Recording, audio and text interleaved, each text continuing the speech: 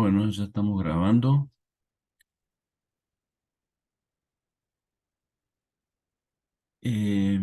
Continuamos con la unidad 5 del programa. Vamos terminando, además, nos va quedando pocas clases. Además está la sugerencia, ¿cierto? Pero bueno, vayan estudiando, que después vienen las evaluaciones. Eh, Asistan a las teorías, cada vez vienen menos. Los que ya han rendido saben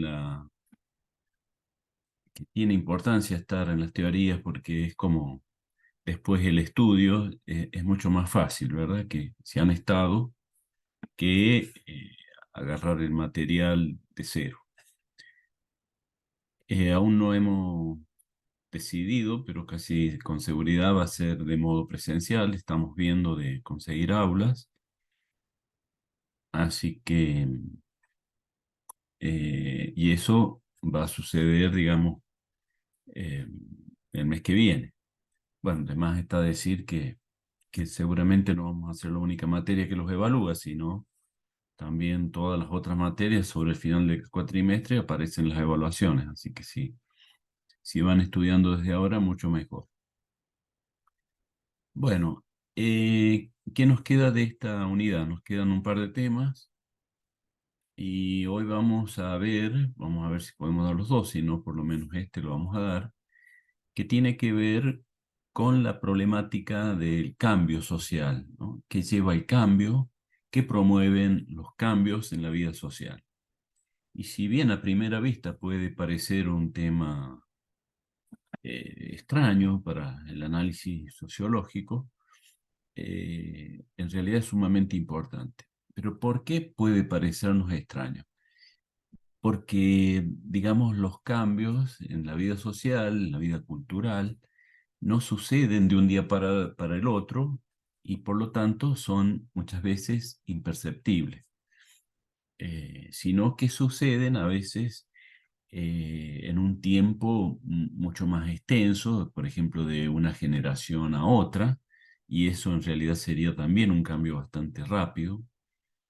Eh, la mayoría de las veces pueden suceder, no sé, a lo largo de 100 años, 200 años, para darnos cuenta de que efectivamente ha sucedido un cambio en la sociedad, ¿no? Entonces uno compara la época actual con 100 años atrás y uno dice, pucha, ¿qué pasó acá? ¿Cierto? Eh, y ahí tomamos dimensión de que se trata de una sociedad distinta. Y mucho más si nos proyectamos, no sé, 1000, 2000, 10.000 años atrás, ¿eh?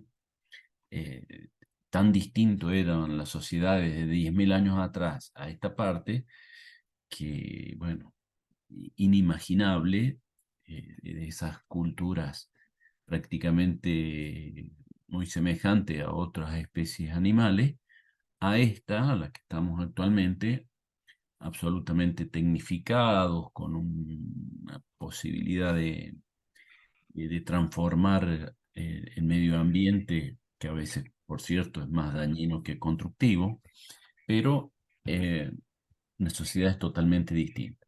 Entonces, que la sociología, o la antropología, la historia, las ciencias sociales focalicen la problemática del cambio es un tema casi obligado.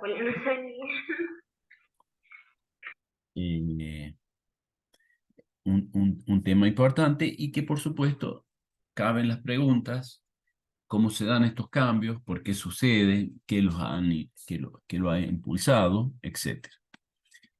Y para este trabajo vamos a situarnos en un tipo de cambio y en un autor determinado, ¿no? Gino Germani, que es quizás el sociólogo argentino más destacado, eh, creó en Buenos Aires el Instituto de Investigación Sociológica. Hoy lleva el nombre de él, Gino Germani, eh, un referente de los más importantes en Argentina. Por cierto que este trabajo tiene varios años, pero es un trabajo de referencia que lo que describe es la transición de la vida rural a la vida urbana, que es un proceso que se da en todas partes, no solo en Argentina, que está muy vinculado al proceso de modernización como motor de este cambio, y que el autor, bueno, lo tematiza, lo trae en América Latina como se da, y bueno, y será el texto de referencia de la clase de hoy, ¿no? Em, bueno, en primer lugar, algunas preguntas, ¿cierto? Como, ¿qué llevó a esta vida que estaba organizada esencialmente en las zonas rurales, con economías familiares y de subsistencia, a tener que irse a vivir a las ciudades en conglomerados urbanos, y qué llevó y qué es lo que implica un tipo de estilo de vida y otro tipo de estilo de vida, ¿no? Y además que generó, que provocó que las personas dejaran sus vidas para pasar a formar otra vida, lo cual no es un tema sencillo. Cambiar así radicalmente, ¿cierto? De formas de vivir es bastante traumático muchas veces. Las personas nos resistimos al cambio. Eh, Incluso hay un dicho, me estoy acordando ahora, ese dicho popular, más vale malo conocido que bueno por conocer, es perfectamente factible y aplicable a muchas situaciones. Esta, por ejemplo, ¿cierto? Eh, Tener que dejar donde uno vive para irse a vivir a otro lado es traumático, por más que uno diga, no, pero allá voy a vivir mejor, y que incluso por eso se hace el cambio, ¿cierto? Hoy podríamos decir, bueno, supónganse ustedes que son jóvenes.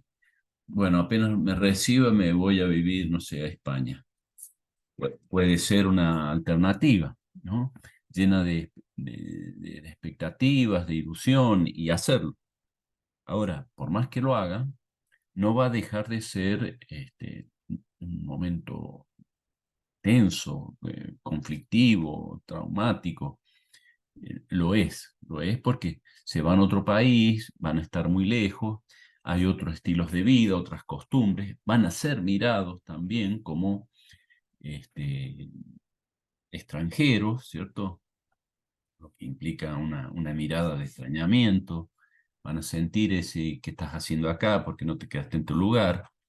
Venís a sacar trabajo a gente nativa de acá, etcétera, etcétera, etcétera, ¿no? Es decir, hay una tensión, y mucho más cuando uno encuentra una cultura muy distinta a la que uno se ha formado, y que tiende, así como tendemos a resistirnos al cambio, tendemos a reproducir nuestra forma de vida, nuestras costumbres, nuestros valores, nuestras miradas, nuestra voluntad, etcétera, etcétera, ¿no? Por más que uno cambie de lugar, uno lleva a ese nuevo lugar su forma, ¿no? Su identidad, su costumbre, sus hábitos. Y al cambiar de lugar, se encuentra con gente que tiene otras costumbres, otros hábitos, y que esto puede implicar conflictos, tensiones, eh, para, para todos, ¿cierto? Para unos y para otros.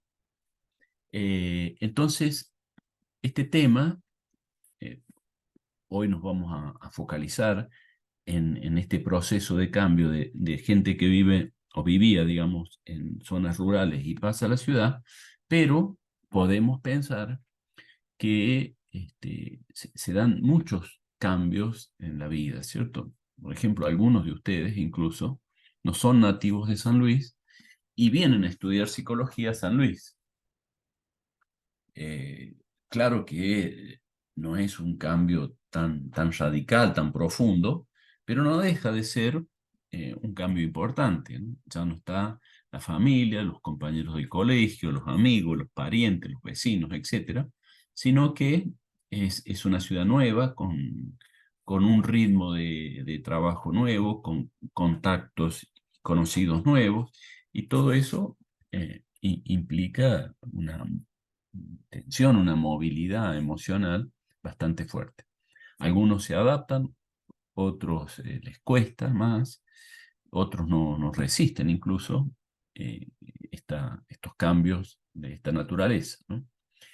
Bueno, podríamos también pensar en otros cambios más, ¿cierto? Estamos hablando, por ejemplo, bueno, de irse a otro país a trabajar, pero también, por ejemplo, los exiliados políticos o las migraciones que se dan a lo mejor por guerras, por sequías, por pobrezas continuadas, etcétera, etcétera, etcétera, ¿cierto? O sea, hay muchas razones por qué la gente decide cambiar eh, su forma de vida, ¿cierto?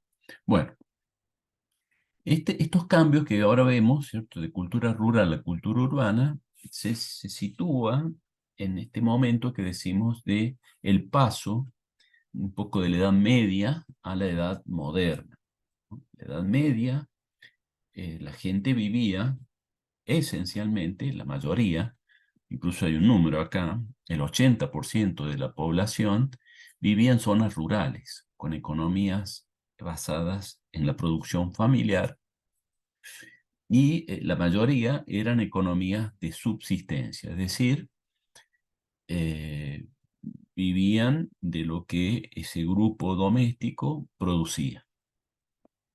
El cultivo, la crianza de animales, artesanías, etc.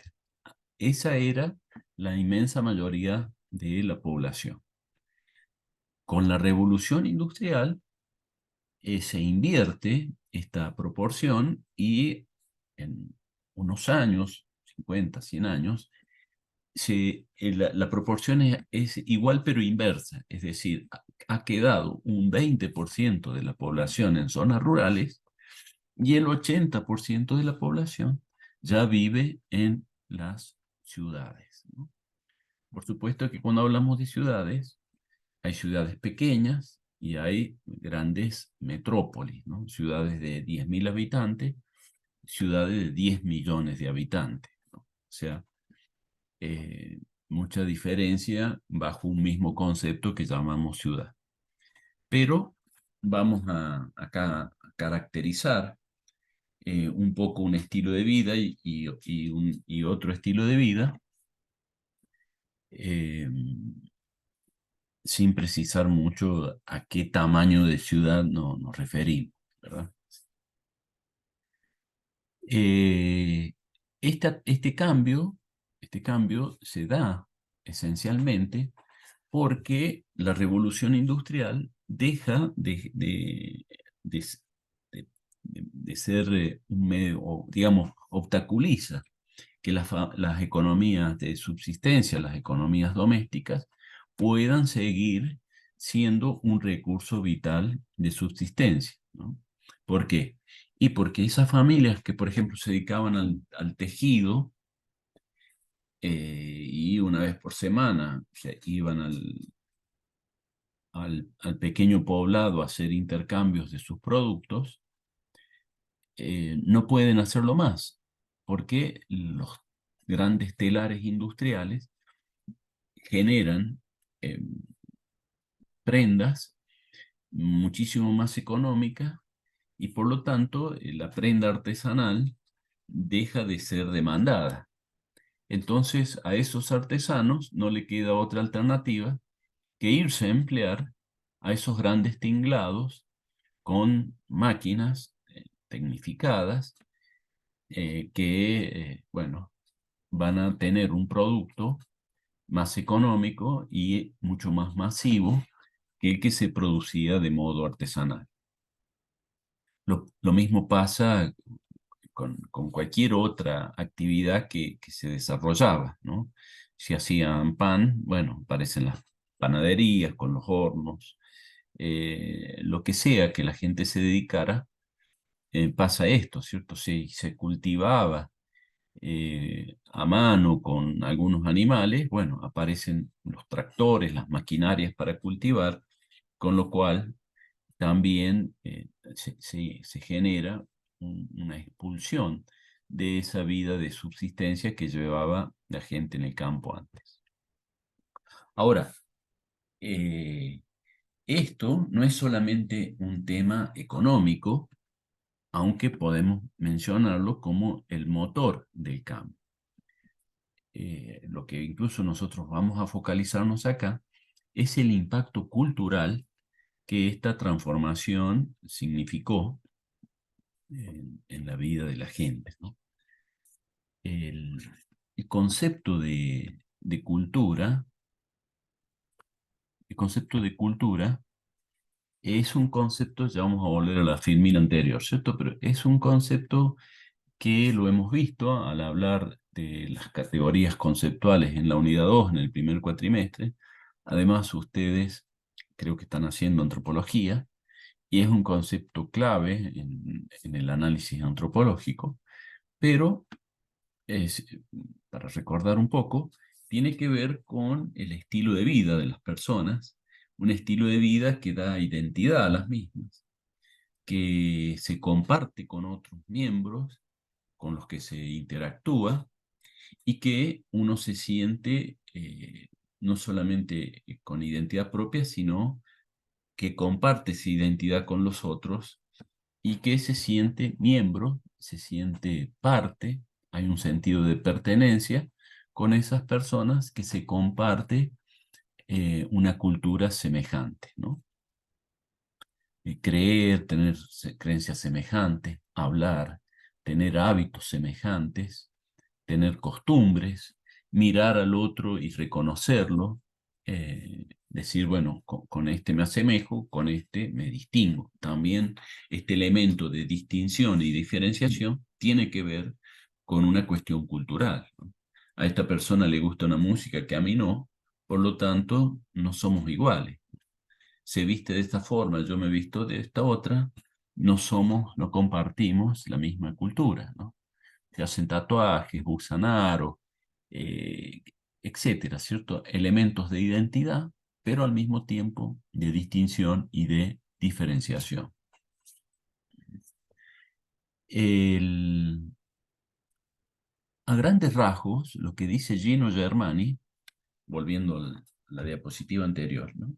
Lo que dice Gino Germani sobre este cambio de la cultura rural a la urbana, él menciona dos grandes características, ¿no? Una es que la cultura rural es una cultura de tipo prescriptiva, mientras que la cultura urbana es una cultura de tipo electiva, ¿no? Prescriptiva, electiva. ¿Qué significa esto? La prescripción o la elección. El concepto de que lo que hacemos, lo que creemos, nuestra identidad prescriptiva significa que está prescripta desde antes, que está prescripta por los antepasados, por las generaciones pasadas, que nos dicen qué es lo que hay que hacer y cómo se debe proceder frente a determinadas circunstancias. ¿Frente a qué? Bueno, a todo, ¿no? De cómo establecer un lazo familiar, de cómo festejar los aniversarios, de cómo hacer lazos parentales, cómo trabajar, qué trabajar, cuánto tiempo se trabaja, quiénes trabajan, eh, cómo nos divertimos, a quién invitamos para divertirnos, etcétera, etcétera, etcétera. ¿Mm? Todo eso, y sobre todo, digamos, cuándo, cómo, dónde, a quién, todo eso nos viene dicho, hay un mandato que viene desde el pasado, ¿eh? Pónganse, antes, bueno, creo que todavía se sigue festejando, supongamos, ciertos cumpleaños de la gente. Las chicas a los 15, los varones a los 18. El, el cómo festejar el cumpleaños de las chicas a los 15, entiendo que sigue vigente, pero va cambiando el festejo, ¿no? A veces era una reunión familiar, Actualmente cada vez es más, está más vinculado, por ejemplo, a viajes. El festejo del varón a los 18 prácticamente ha desaparecido, pero existía esa costumbre antiguamente y es algo que ha desaparecido. Son edades vinculadas, por cierto, a cierta creencia de que es una edad de, justamente de transición también, de una vida más adolescente a una vida adulta, ¿no? Fíjense en usted además que la mujer entraba en una vida adulta antes que el hombre, según eran las costumbres y creencias del pasado, ¿cierto? Todo esto, por cierto, que si bien, por ejemplo, hay un soporte de tipo biológico acá, vinculado a la capacidad reproductiva, es también cultural, ¿no? Porque pensar que a los 15 años se entra a la vida adulta es claramente una mirada muy particular y que hoy en día, por ejemplo, ya no es así, ¿no? Primero, que no existe esta distinción entre cuándo se entra a la adultez el hombre y la mujer, sino que ahí más o menos se piensa de manera semejante. Y después, que claramente se ha extendido la adultez, la cantidad de años para decir, ya se es adulto, ¿no? Eh, eh, Así como antes era a los 15, después pasó, no sé, a los 18. Hoy en día, no sé qué dicen los psicólogos evolutivos, son los especialistas en estos temas. No sé qué edad están poniendo como la transición de la adolescencia a la vida adulta. Pero incluso el concepto de adolescencia era un concepto que en otras épocas no existía. Se pasaba de la niñez a la adultez de un día para otro. Y también, por cierto, el concepto de niñez ha ido cambiando en las distintas épocas. ¿Mm? El niño, o cómo se percibían los niños. Ha habido épocas en que un niño era lo mismo que un adulto, nada más que más chiquito. Y se mandaba a los niños a la guerra y se los hacía trabajar. ¿Eh? Esta mirada de la niñez como una persona sujeto de derechos que tienen un tiempo que hay que de alguna manera protegerlo y respetarle los derechos que tiene, es algo más moderno. Entonces, son estas épocas sociales que van mirando, en este caso y en este ejemplo, la cuestión de la edad y la adultez y la adolescencia, etcétera, en función del contexto cultural de esa época determinada, ¿cierto? Este, bueno, seguimos con esto, ¿no? En este sentido, entonces, la vida rural se ve, digamos, eh, presionada, las personas que viven en las zonas rurales, a dejar su trabajo para ir a la ciudad. Ahora, este cambio, impulsado por lo económico, genera culturalmente transformaciones. ¿Qué supone, desde el punto de vista cultural, de estilo de vida, eh, la época, digamos, vinculada a la vida rural con la época urbana?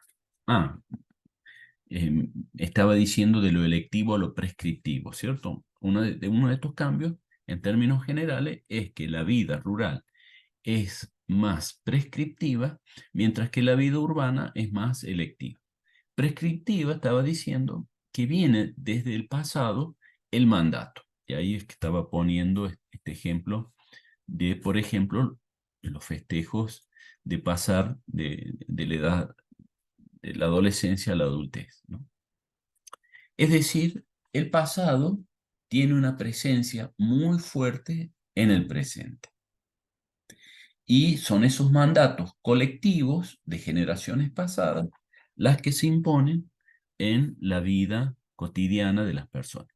Y aquellas personas que tengan la osadía de tomar distancia de esos mandatos, bueno, claramente los pares, los grupos de referencia, de interacción, los sancionan, se sienten que se ha cometido una transgresión y algún tipo de sanción social o moral va a recaer sobre esas personas.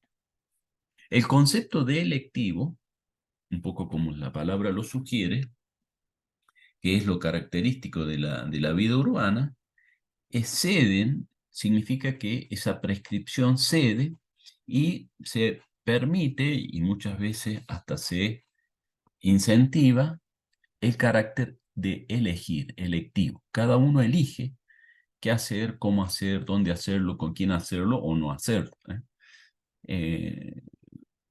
Se elige cómo festejar los 15, si se festeja o no se festeja incluso. Se elige con quién, cuándo, etcétera, ¿cierto? Hay mayor libertad para desarrollar esa actividad. Se elige qué estudiar, se elige dónde vivir, se elige si tener una pareja o no, se elige las reglas de convivencia con esa pareja. O es decir, hay una capacidad de las personas de establecer sus propios códigos, sus propios valores y sus marcos culturales de referencia, ¿no? Electivo a prescriptivo. Pero estas categorías son bastante generales y que van a caracterizar a otras más puntuales, que es la que empezamos también a profundizar ahora. La vida urbana es una vida que una de las características que tiene es que nos relacionamos con personas desconocidas, mientras que en la vida rural interactuamos siempre con gente que conocemos. Eh, ¿Cómo es esto de desconocido? Y bueno, vamos al kiosco y no conocemos al kiosquero, vamos al banco y hacemos cola con gente que no conocemos, nos atiende un cajero que no conocemos. Salimos de ahí, tomamos un taxi, el taxista no lo conocemos. Y así, ¿eh? Vamos a la universidad, al menos al principio no conocemos a los compañeros y a los docentes. Será con la rutina que empezamos a conocer y conocemos a algunos, tampoco a todos.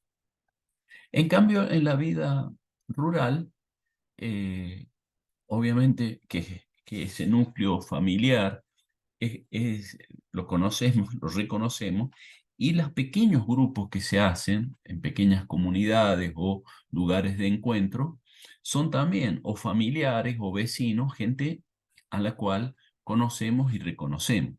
No hay desconocidos en la vida rural. Todo el mundo se conoce. Este concepto de interactuar con desconocidos es una de las características, pero que forma parte de otra más extensa, más generalizable, que es el concepto de lo público.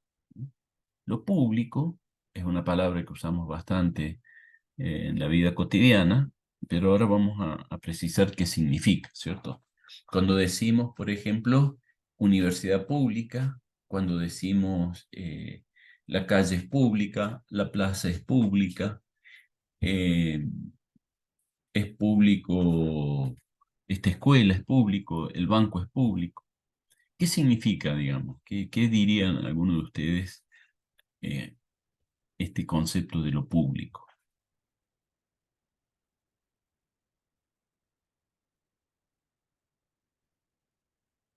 Bueno, sí. Eh, Una una de las formas de entenderlo también, lo público, además de esta característica de abierto, de que la mayoría o todos tienen acceso, ¿no? La idea de accesibilidad forma parte. También podemos pensar que es lo contrario a lo privado. Yo entro a mi casa y si un desconocido se mete a mi casa, está transgrediendo mi vida privada, ¿no? Posiblemente incluso sucede una agresión, un robo, algo, si entra en mi vida privada. Lo público es un poco lo contrario a lo privado. Lo público es acceso. Lo público es también visibilidad. Lo que uno hace de la casa puerta para adentro, no solamente se restringe el acceso a cualquiera, sino que se restringe la visibilidad. Uno no tiene por qué estar poniendo en una cámara, por ejemplo, y después subiendo a algún ente de control su vida. Lo que uno hace en su espacio privado es privativo de esas personas. Uno tiene derecho a tener una vida que no necesariamente deba mostrarse al resto de la comunidad. Es decir, esta idea de lo visible o no, digamos, está también vinculado a lo público. El Estado es una institución en donde lo público la caracteriza. Los funcionarios estatales son funcionarios públicos, como dice el dicho, ¿no? Y esto significa que un funcionario estatal tiene que dar cuenta, tiene que mostrar al público lo que hace, ¿eh? Debe dar visibilidad a sus acciones. No puede tener un empleado estatal, por ejemplo, no puede tener papeles escondidos y que algunas personas, o la mayoría de las personas, no puedan ver. Todo lo que un funcionario público hace debe ser y debe estar sujeto a la visibilidad. Por supuesto que si uno va a la oficina del rector o del decano o la decana y le dice, me permite entrar a su despacho, necesito revisar sus papeles, bueno, se va a encontrar con una situación ahí tensa, ¿no? Porque hay mecanismos también institucionalizados de cómo se brinda esta publicidad de los actos, ¿eh? El concepto, fíjense, de publicitar, publicidad, tiene que ver con este concepto más primario de lo público. Estas clases, por ejemplo, cuando uno da clase en la universidad, las clases son públicas. No necesariamente hay que estar anotado como alumno de una carrera para entrar a un aula y escuchar el aula, escuchar la clase. Los exámenes son públicos, los concursos docentes, por ejemplo, para entrar a trabajar, son públicos. Cualquiera puede aspirar a entrar a un cargo, pero al mismo tiempo cualquiera puede observar cómo se da este proceso de evaluación para seleccionar a personas.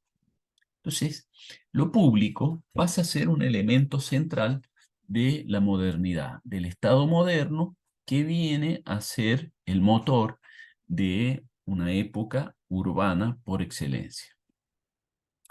En cambio, en la vida rural, eh, lo privado, la familia, es el concepto estructurante por excelencia, ¿no? Y lo que surge en la familia, que es una emoción muy particular y muy importante, que es el concepto no solamente de cariño, de amor, sino el de confianza. El concepto de confianza es muy significativo como ordenador también de las relaciones, de las interrelaciones que se llevan a cabo entre las personas, que no necesariamente son familias, pero que uno lleva a cabo acuerdos, comparte cosas, trabaja juntos en ese marco de confianza, ¿eh? Una persona a la cual se conoce, se reconoce, es casi un familiar más. Este concepto de confianza quizás sea el concepto eh, central, como lo es el concepto de lo público en la vida urbana. El concepto de confianza es el concepto central en la vida rural. Esto, alguna vez lo hemos dicho también, por ejemplo, cuando hablábamos de Weber y hablábamos de la burocracia, decíamos que el papel viene a jugar un rol central en la caracterización de las burocracias modernas. Y poníamos como ejemplo que si en un pequeño pueblo rural alguien le vende un auto a otra persona, si no es pariente, es vecino, el tema del papel no hace falta, sino que es la palabra, el acuerdo que se lleva a cabo por la palabra, lo que es suficiente. ¿Por qué? Porque hay confianza. ¿Mm? Eh, lo público no es solamente una característica como la que estamos hablando, ¿cierto? De accesibilidad para todos los miembros, ¿eh? El Estado debe gestionar para el conjunto de la sociedad. El concepto de totalidad está también vinculado al concepto de lo público, ¿eh? Acceso, visibilidad, totalidad. Son características que hacen a lo público. Y también se utiliza la palabra en la categoría de lo público como un criterio de valor. ¿Eh? O sea, por ejemplo, justamente estamos en una entidad estatal que es y debe ser pública.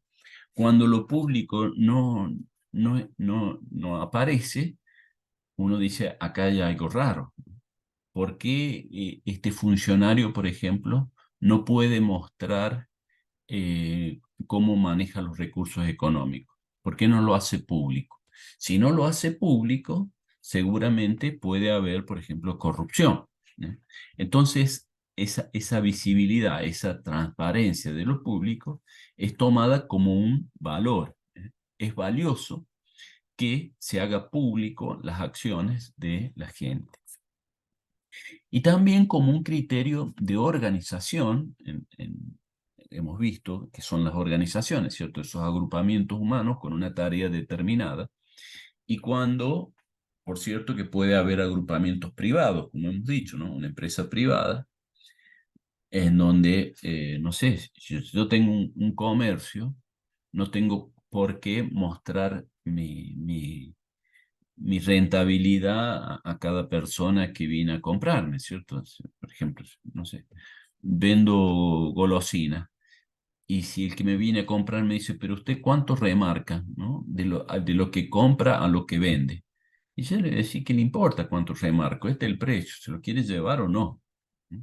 Ahora, muy distinto es si yo soy un empleado de la universidad, supongamos, y compro, no sé, proyectores para las aulas. Ahí sí puede venir alguien y decirme, oiga, señor rector, ¿a cuánto compro los proyectores? Muéstreme. Y tiene que mostrarlo, ¿no? ¿Por qué? Y porque si el proyector vale 10.000 pesos y lo pago 20.000, hay algo raro ahí, ¿cierto? ¿Por qué pago tanto por un proyector que se puede conseguir a la mitad de precio? Entonces, este concepto es un concepto vinculado o estimado como un valor y que por supuesto genera acciones de tipo organizacional. ¿En qué sentido? Por ejemplo, tomando este caso de comprar proyectores para las aulas. Para que sea pública ese procedimiento de compras de equipamiento, hay que proceder de determinadas maneras. ¿Cómo? Bueno, por ejemplo, publicitar que la universidad está necesitando proyectores. Publicarlo en el diario, en las carteleras, en la página web de la universidad, decir la universidad va a realizar tal tipo de compras y se llama a los vendedores de proyectores a ofrecer sus productos. Se hace un llamado público de que se está necesitando comprar eso. Y además se tiene que hacer lo que se denomina, por ejemplo, una licitación. En esa licitación se tiene que comparar los precios, la calidad, la forma, las características del producto, la forma de pago y tomar una decisión que lógicamente tiene que ser la más conveniente para la institución. Es decir, lo que quiero remarcar acá, es que lo público también opera como un procedimiento, o sea, orienta los procedimientos, las reglas, los modos de accionar en una institución pública, ¿no? Y también lo público significa el concepto de racionalizar la vida cotidiana. Este concepto, tan usado por Weber, que lo hemos visto al hablar de Weber, significa, entre otras cosas, ¿no? Significa la articulación de medios con fines. Pero repasemos también un poco qué es lo racional. Fíjense en ustedes que el concepto, lo racional, tiene mucho que ver con el concepto de totalidad, que también habíamos dicho que lo público es este alcance, esta visibilidad para todos. Em, quiero remarcar este concepto de totalidad vinculado a la razón, ¿no? Una de las claves de la razón es que utiliza el lenguaje, ¿cierto? No podríamos ser seres racionales si no tuviéramos un lenguaje. ¿Cómo pensaríamos? ¿Cómo nos proyectaríamos para adelante? ¿Cómo armar un plan, cierto?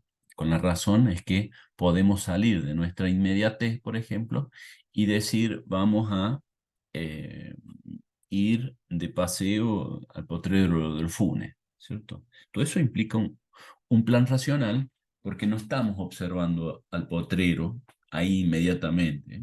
No estamos tomando decisiones sobre lo que alcanzamos a percibir, sino que decimos, vamos a hacer un viaje y vamos.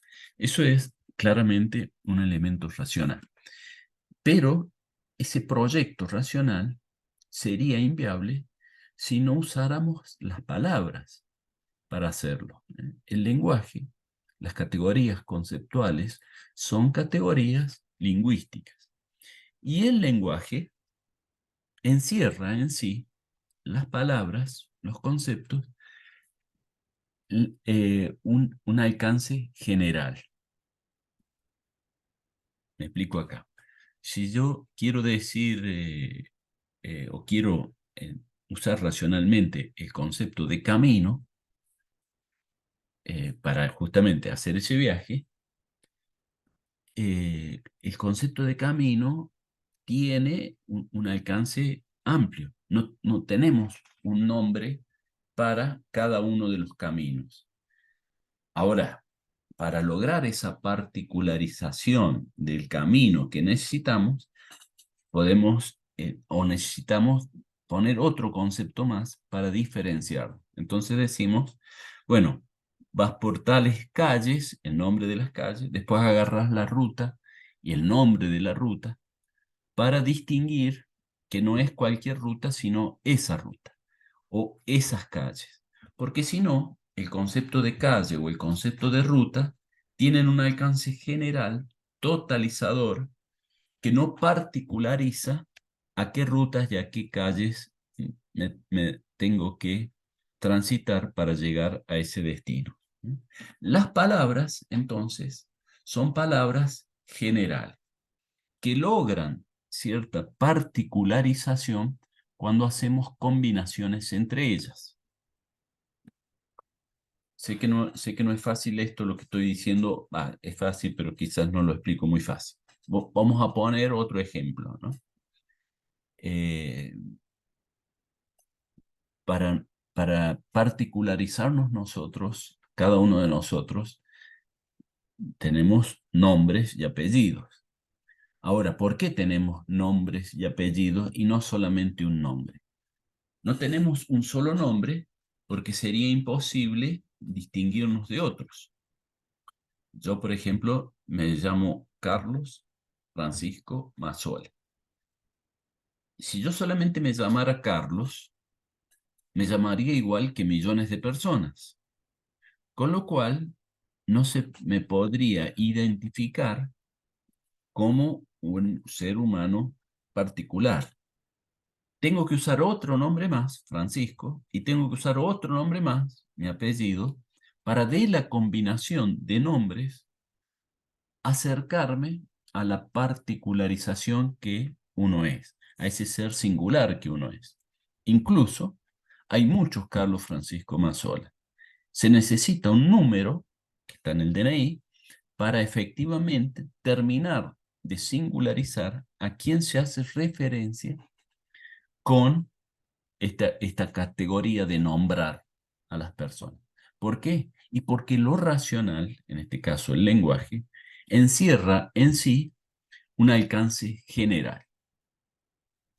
Quizás alguno de ustedes se estará preguntando a qué viene todo esto, profe. Bueno, por un lado viene a ilustrar que lo público, que es lo total, que es el conjunto, que es esta globalización, es también de carácter racional. No surgiría el concepto de lo público si no fuéramos personas racionales, ¿eh? Es un concepto racional por excelencia el concepto de lo público. En cambio, y en contraposición a lo público, que estamos poniendo el tema de la vida familiar y la confianza y lo afectivo es de carácter más particular. ¿Eh? Uno siente, por ejemplo, amor por una persona concreta. Uno no se enamora ni siquiera se enamora de dos personas, ¿no? Recuerdo, después en otra ocasión lo conversamos, si quieren, a veces se pone de moda el concepto de poliamor, ¿no? El poliamor está mal denominado, ¿no? Será polideseo en todo caso, pero no poliamor. El amor, el enamoramiento es siempre con uno. Eh, Uno, además del amor, digamos, el afecto, la emoción es particular. Escucho una música de un cantante concreto y ahí me emociono, pero escucho a otro cantante y no me emociona, no me emociona toda la música. Hay músicas que incluso no me gustan, sino que hay algo concreto y particular que es lo que me genera emoción. Somos hinchas de un club determinado, no de todos los clubes. Somos hinchas de una selección particular. ¿Eh? El afecto es puntual, es focalizado. No, sería casi lo contrario al concepto de totalidad. ¿Mm?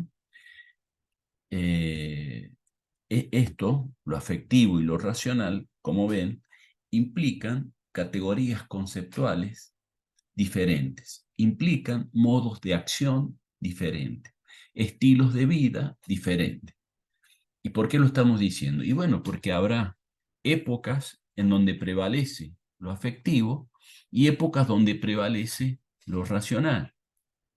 La modernidad fue una época, y dije fue porque después vamos a ver que está en cuestión hoy, si se puede seguir hablando de modernidad hoy, pero fue una época caracterizada por lo racional.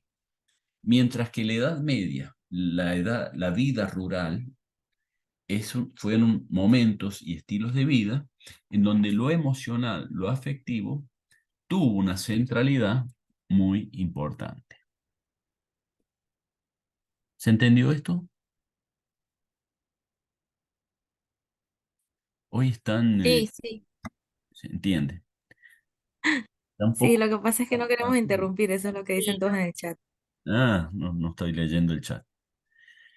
Es un tema bastante psicológico para ustedes pensar que una determinada subjetividad, como es lo afectivo, lo racional, tiene impacto, por ejemplo, en estilos de vida, tiene impacto en caracterizar una época. ¿Mm? Claro que no son, alguno quizás esté pensando, que no son las dos únicas dimensiones humanas. Por cierto que no, ¿eh?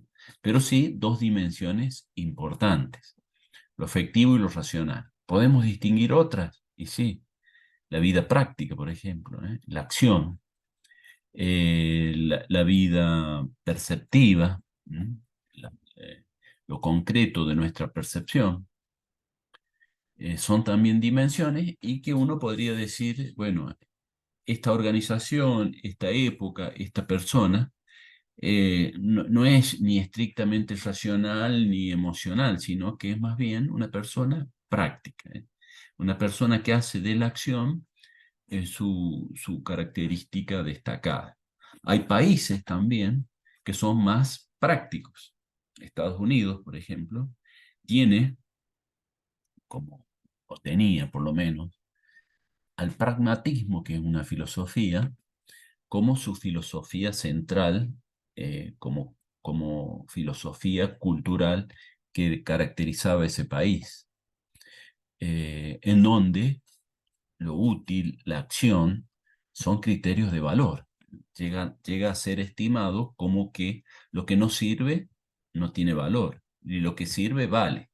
Ya no es la totalidad lo que vale, ya no es lo emocional lo que vale, sino aquello que sirve. O sea, lo que quiero marcar acá es que razón y emoción no son las dos únicas dimensiones humanas, aunque claramente son dos dimensiones muy, muy poderosas. Y tampoco pensar que o se es racional o se es emocional. Uno es emocional y es racional. Y además puede uno ser muy racional y muy pasional. Pero, bueno, hay que ver cómo se da esta combinación en nuestra existencia o en una comunidad o en un país determinado. Bueno, volviendo a Gino Germani y en esta caracterización que él hace de la vida rural y la vida urbana, Germani toma como referencia a un autor, sociólogo norteamericano, que se llamó Talcott Parsons, uno de los sociólogos también más importantes que ha existido, un sociólogo también norteamericano, estábamos hablando de Norteamérica. Talcott Parsons eh, fue norteamericano, uno de los, después de los clásicos, digamos, viene una serie de sociólogos muy destacados, en donde hay que poner a Talcott Parsons, a Bourdieu, bueno, y otros grupos de sociólogos más, ¿cierto? Eh, Gino Germani incluso se fue a trabajar en Estados Unidos y trabajó con Talcott Parsons. Y Talcott Parsons efectivamente se dedicó a este tema de culturas rurales y cultura urbana y generó una tipología de acción, de orientaciones de la acción, le llama él, características unas de otras, ¿eh? Entonces, esto que vamos a comentar ahora tiene que ver con esta tipología de Parsons citada por Gino Germani, vinculadas a pautas de orientación de la acción. ¿Mm? ¿Esto qué significa? Bueno, ¿qué dirá Parsons? Fíjense en que la gente de la vida en el campo orienta sus acciones en relación o vinculada a estos parámetros, a estas variables que orientan la acción. Y la vida urbana, la acción, la actividad, está orientada desde estos otros parámetros o variables. Por eso le llama patrones, es decir, como orientadores, variables de la actividad, de la acción.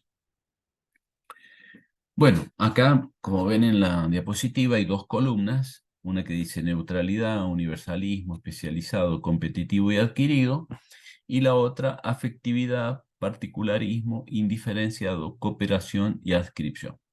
La primera columna, la de neutralidad, tiene que ver con características de la vida urbana, y la otra columna, el de afectividad, particularismo, etcétera, con características de la vida rural. Veamos un poco cada una de estas.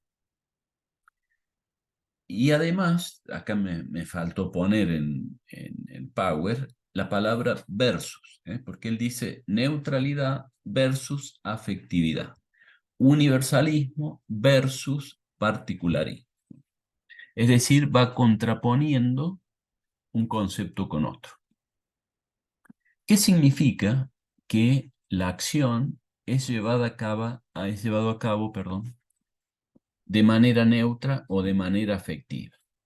Bueno, de alguna manera hemos estado hablando de esto, pero el autor hace referencia acá de un modo más puntual y concreto, más visible, que tiene que ver, según él, con la capacidad que tenemos de posponer, de mandar para adelante la satisfacción de nuestra acción. Es decir, eh, uno claramente hace cosas todo el tiempo movidas por una intención, por una meta, por un propósito. Porque decimos, bueno, cumplir con eso nos genera satisfacción, ¿no? Ahora, la posibilidad de que la satisfacción de nuestra acción aparezca inmediatamente o podamos posponer esa gratificación a un tiempo más remoto. El ejemplo acá es, siempre pongo el mismo ejemplo, es el de ustedes que están estudiando una carrera en donde la satisfacción mayor la van a tener el día que rindan el trabajo final o la pasantía y ahí le den el título, ¿cierto? Es decir, terminamos. Pero fíjense en ustedes que en el mientras tanto pasa mucho tiempo.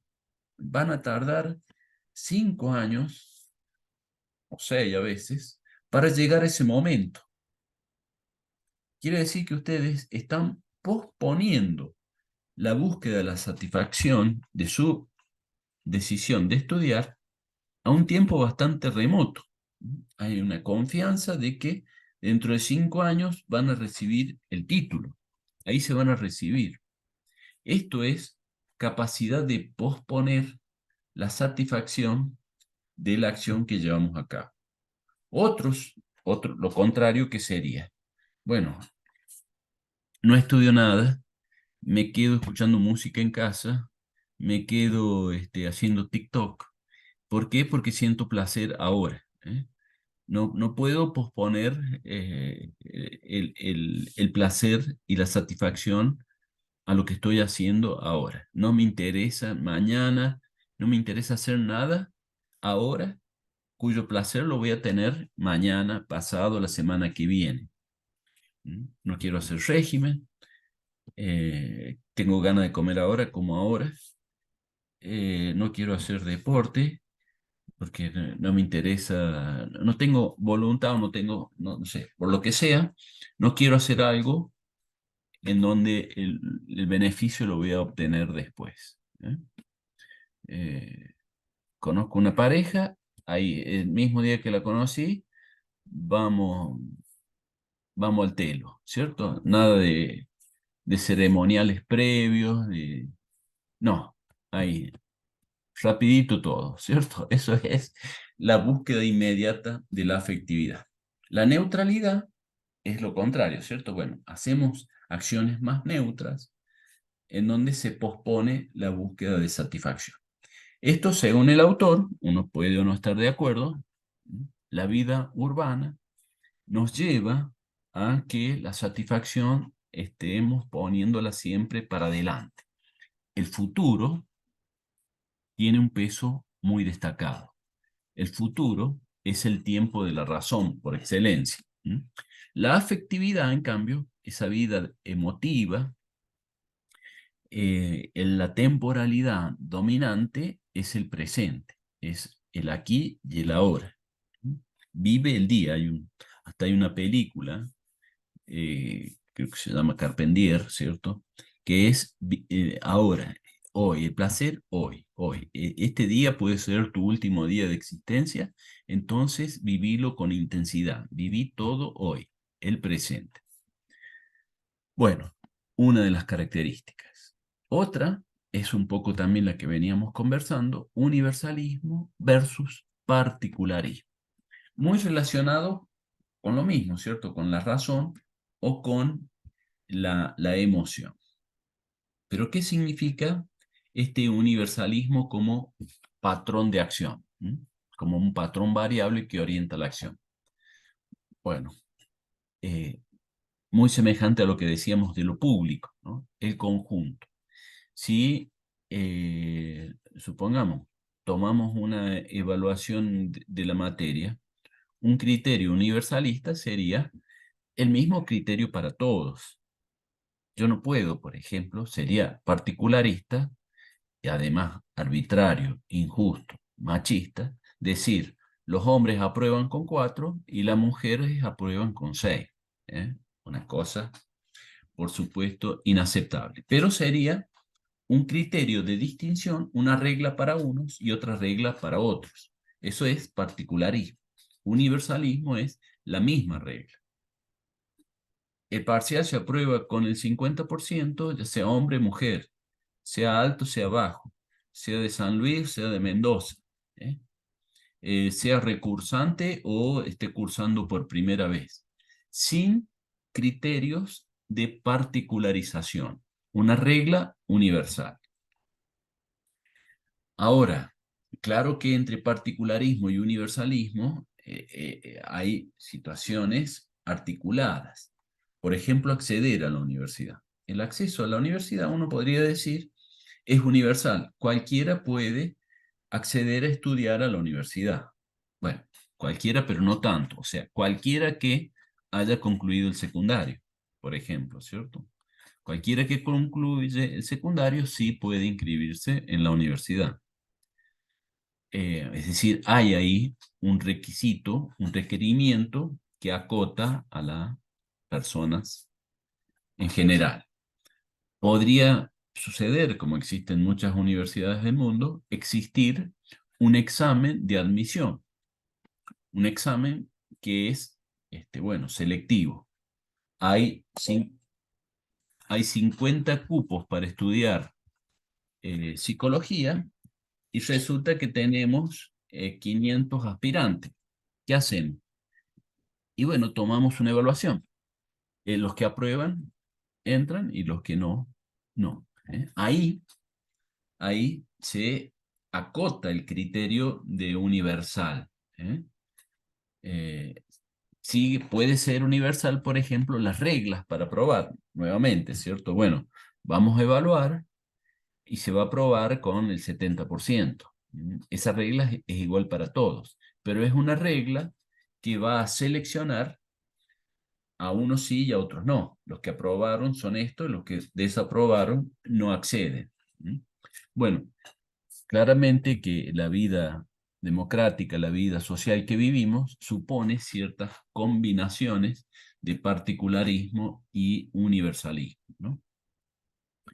En los ejemplos que poníamos de lo público, hacemos la universidad necesita comprar algo. Bueno, se hace una licitación pública. Cualquiera que venda, ahora supongamos vamos a hacer un aula, entonces llamamos a empresas constructoras. Cualquier empresa constructora podrá presentarse a este llamado que hacemos para construir más aulas. Pero de la evaluación de las ofertas que nos hacen, se selecciona una empresa.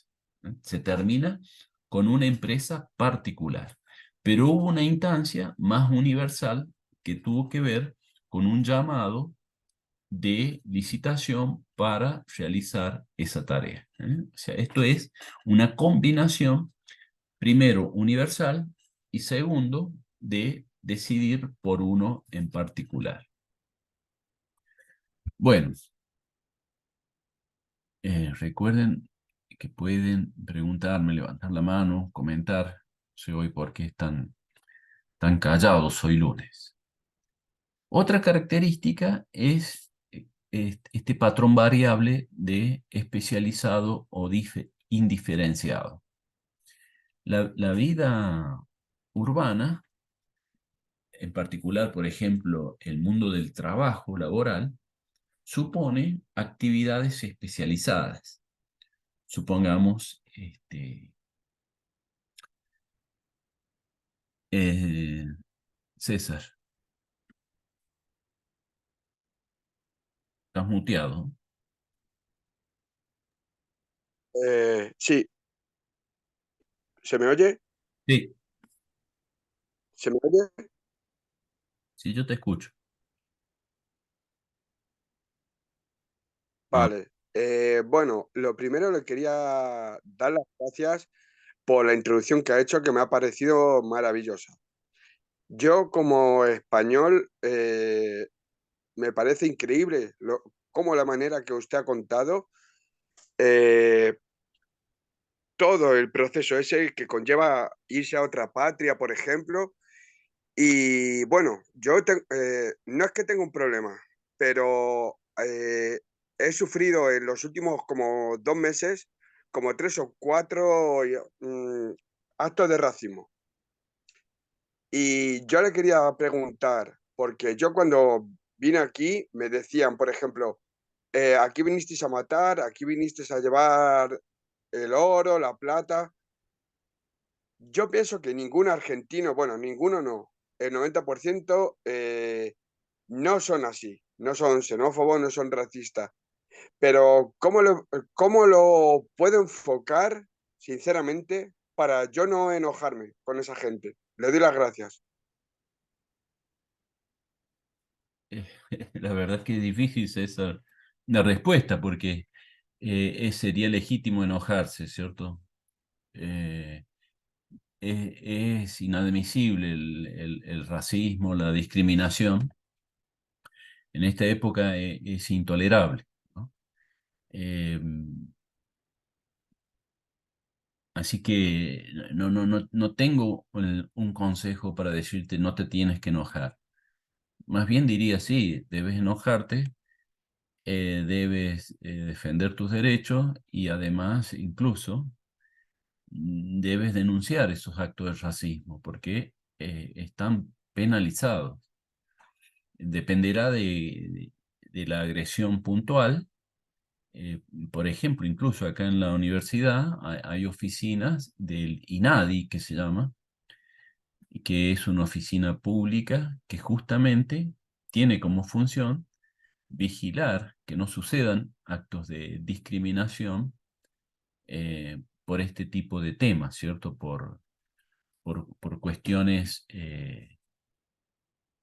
vinculadas a su nacionalidad o puede ser otro tipo de discriminación también, ¿cierto? A vos te ha tocado por eso, pero puede haber discriminaciones inadmisibles según tu identidad sexual, según tus creencias, según, no sé, tu color de piel, etcétera, ¿cierto?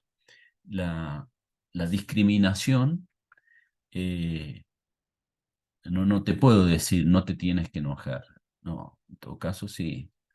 Enójate y luego denuncia esos actos, ¿no? Porque no son dignos. Bueno, y gracias por lo que dijiste al principio, ¿cierto? Me alegro que lo que uno diga puedan ustedes llevarlo a su vida cotidiana, ¿no? Este es siempre el objetivo de las clases, que la teoría pueda articularse, pueda aplicarse a la vida práctica, ¿cierto? No solo como futuros psicólogos, sino al día a día de ustedes. Bueno, otra característica es esta que decíamos de especializado indiferenciado. Y la vida urbana, las actividades, las tareas, la labor, tienen esta característica de especializado. Y mientras que la vida más rural es más indiferenciado. Supongamos, para comparar, vamos a poner un peón de campo y un trabajador industrial. El trabajador industrial, por ejemplo, en una fábrica, no sé, de galletitas, se buscan empleados, pero ahí se dice empleados para qué. Y empleados para, supongamos, manejar una motocarga de esas máquinas que elevan peso. Y es, por cierto, un trabajo específico, técnico, que no cualquiera sabe manejar ese tipo de vehículos. Y esa persona se va a dedicar todo el tiempo que esté en esa fábrica transportando mercancías pesadas en una motoelevadora, creo que se llama, ¿cierto? Para poner un ejemplo, un trabajo de especialista para una actividad especializada. En cambio, un peón de campo, las tareas son diversas.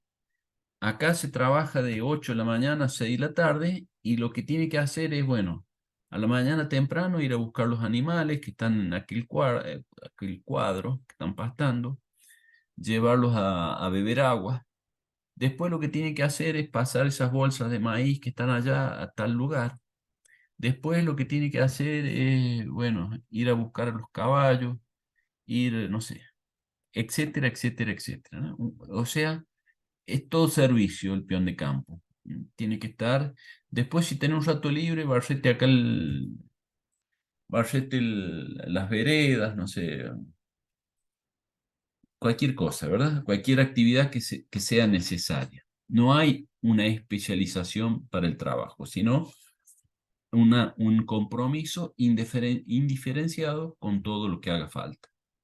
Bueno, uno podría decir, ¿esto sucede solo en el trabajo? No, sucede también en la vida cotidiana, en otras actividades.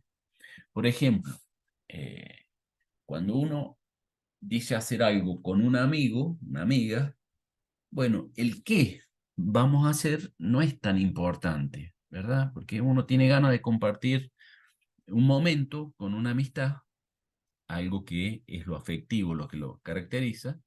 Entonces, podemos decir, bueno, vamos a tomar un café al centro.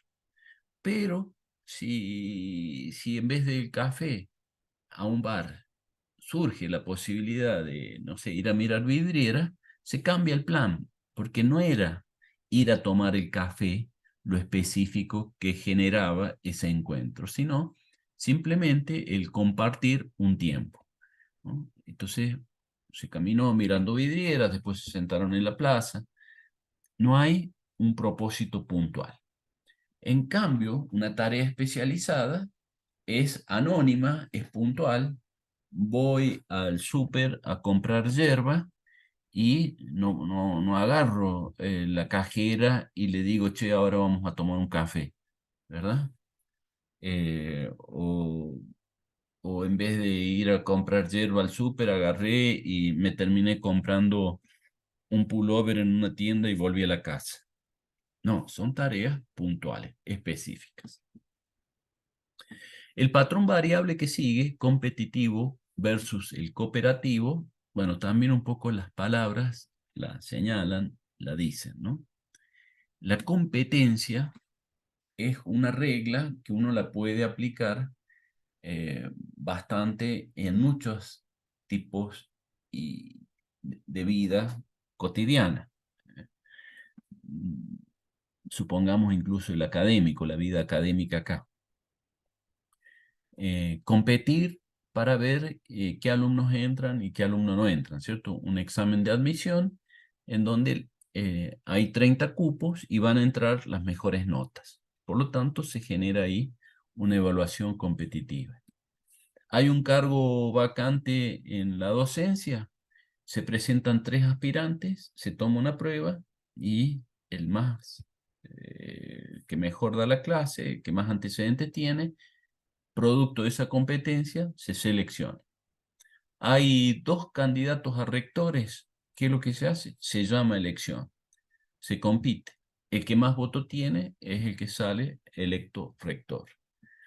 Y así se juega una carrera. La carrera se compite. Tengo un kiosco y al frente hay otro kiosco. Este kiosco compite con ese otro kiosco. Es decir, competencia todo el tiempo, ¿eh? Somos 10 en un grupo de estudio y a 2 nos gusta una chica y lo más probable es que se compita entre los varones ahí para ver quién logra seducir a esa chica. La competencia, somos seres competitivos, pero claramente que la competencia tiene que estar regulada, ¿eh? Si yo le digo a ustedes, vamos a jugar una carrera, se supone que esa carrera tiene que tener un mismo punto de partida y un mismo punto de llegada.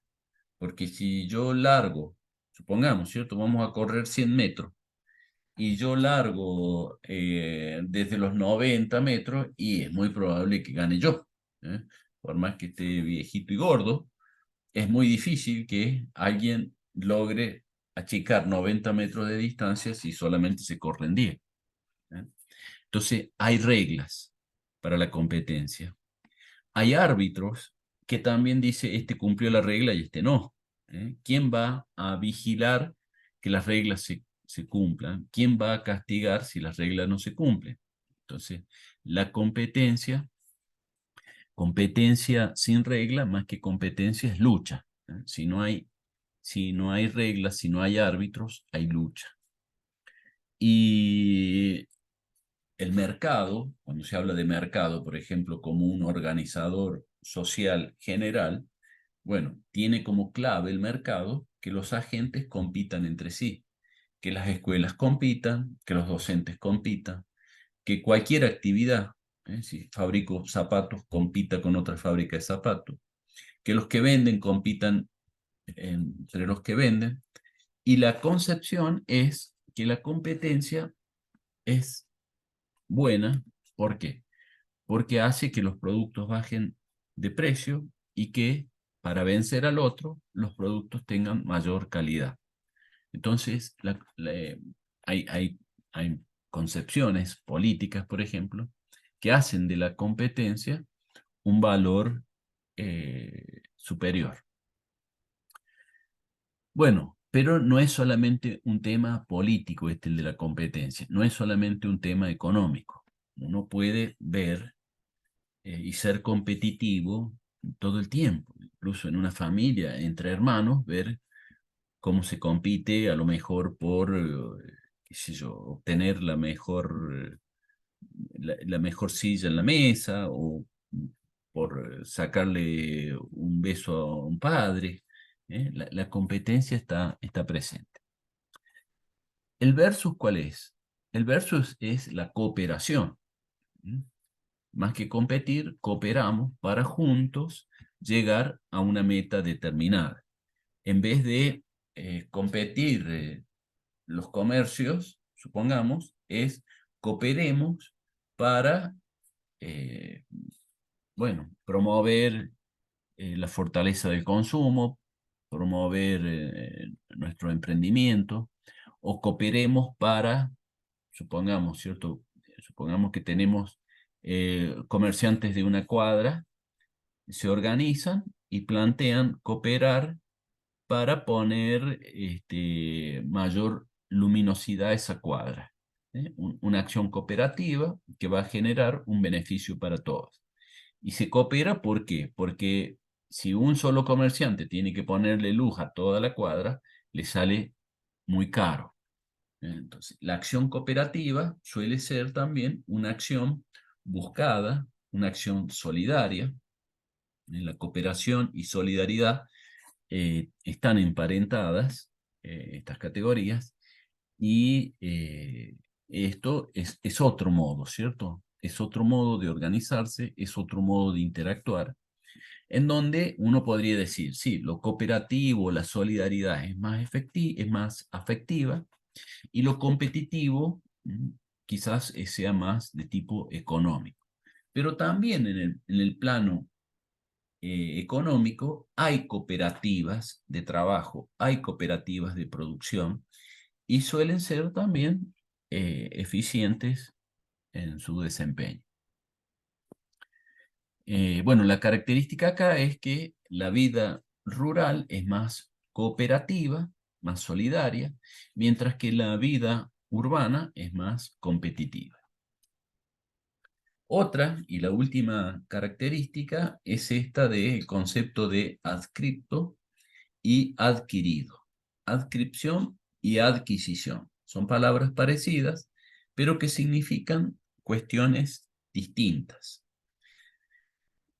¿Qué significa? Empecemos por adscripción, ¿no? Adscripción es que uno vale a partir de su pertenencia a un lugar, a un apellido, a una religión. Supongamos, uno dice, bueno, las personas el apellido, por ejemplo, ¿cierto? Hay apellidos que tienen mucho poder. Entonces, hay miembros de esas familias que por el solo pertenecer a esa familia son poderosos. Esta sería una característica de adscripción. Nos vino dado, ¿no?, como un regalo caído del cielo. El concepto contrario es adquirido. Adquirido es lo que se logra producto del esfuerzo que uno realiza. Ustedes van a lograr ser psicólogos por un proceso de adquisición, no de adscripción, sino fruto del esfuerzo de estudiar, de rendir, de recuperar, de aprobar. Eso va a ser, y eso va a ir dando su fruto hasta llegar a la titulación. Eso va a ser algo adquirido, producto del esfuerzo. Adscripto es como un regalo, ¿cierto? Porque tenés este apellido, porque perteneces a determinado partido político, porque compartís esta ideología, porque sos miembro de esta ONG, de esta religión, de lo que fuera, ¿eh? Algo que logramos por la pertenencia a un grupo, por ejemplo. Bueno, la distinción acá es que la vida rural se logra mucho por estos nexos de pertenencia, mientras que la vida urbana, los nexos de pertenencia tienen poco peso y las cosas que se logran fruto del esfuerzo. Bueno, estamos terminando con este tema, pero no quería concluir sin antes eh, decir esto que voy a decir ahora, que es un tema que lo vamos a desarrollar o la clase que viene o la siguiente, que es el tema de una discusión que hay sobre si estamos viviendo todavía la modernidad o si bien hemos pasado una nueva época que se denomina época postmoderna. Hay un debate teórico acá en qué época estamos viviendo hoy. Si todavía vivimos la modernidad o si bien el estilo de vida actual bien puede llamarse postmoderno.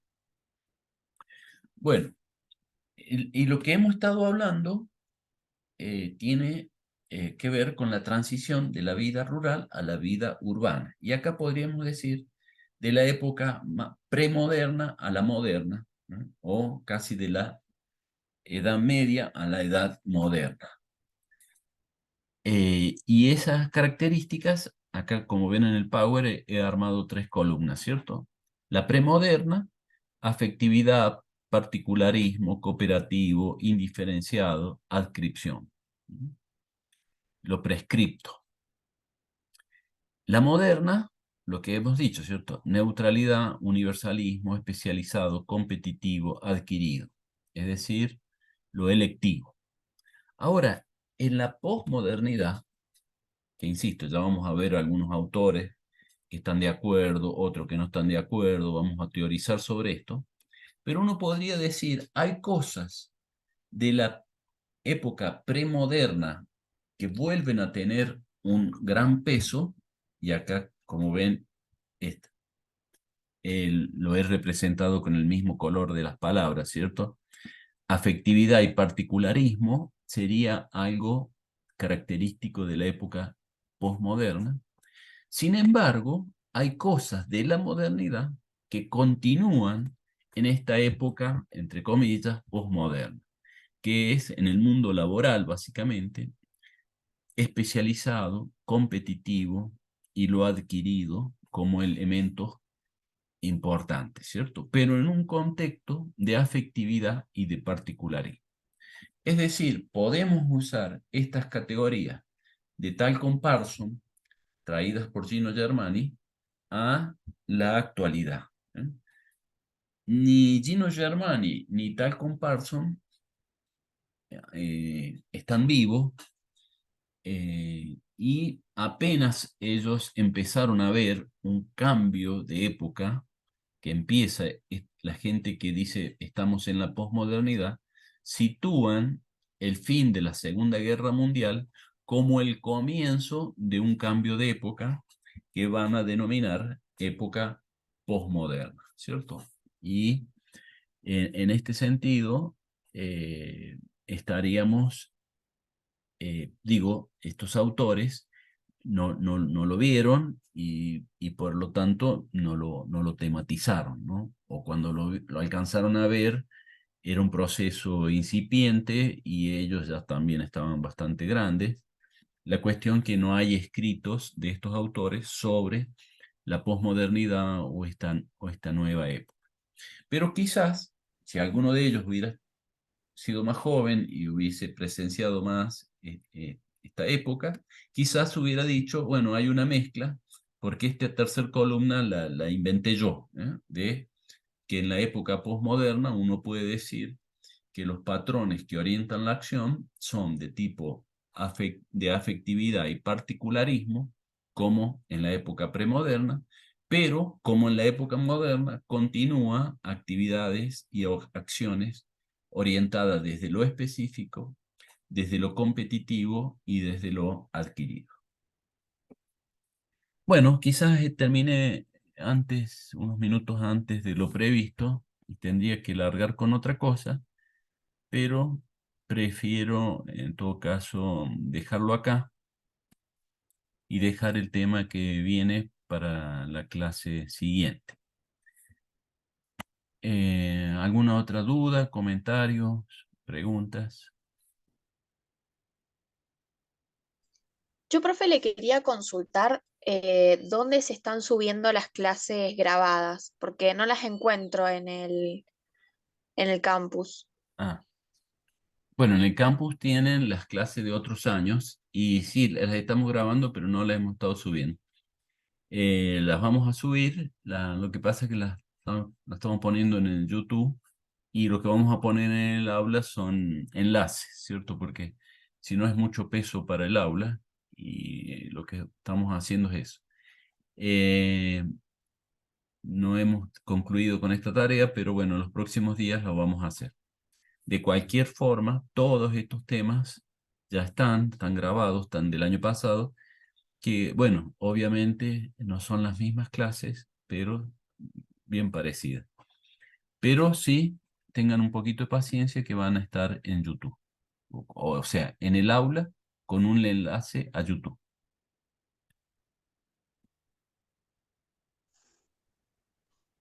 Hola, Gracias, profe. profe. De nada.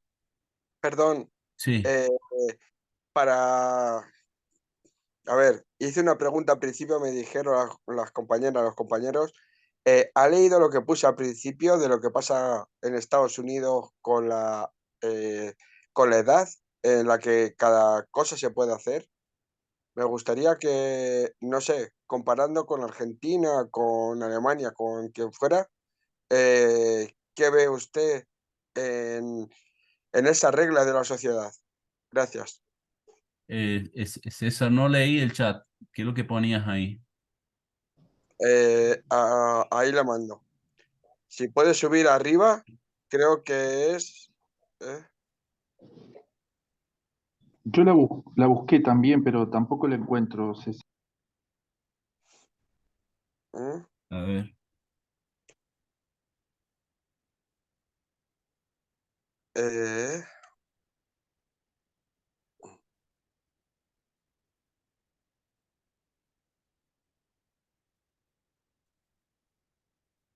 Se puede manejar a los 14, se puede matar a los 16.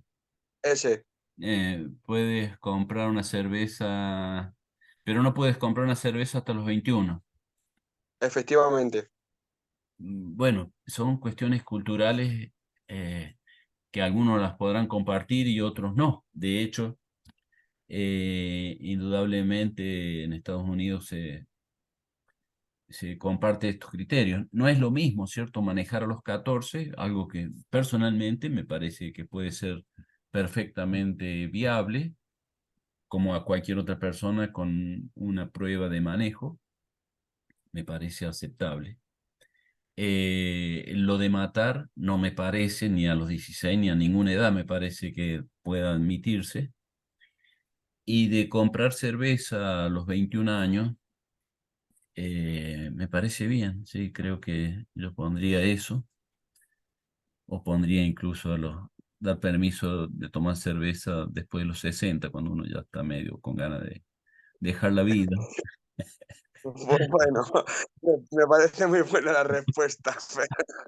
Vale, muchas gracias, muy amable, de verdad. De nada.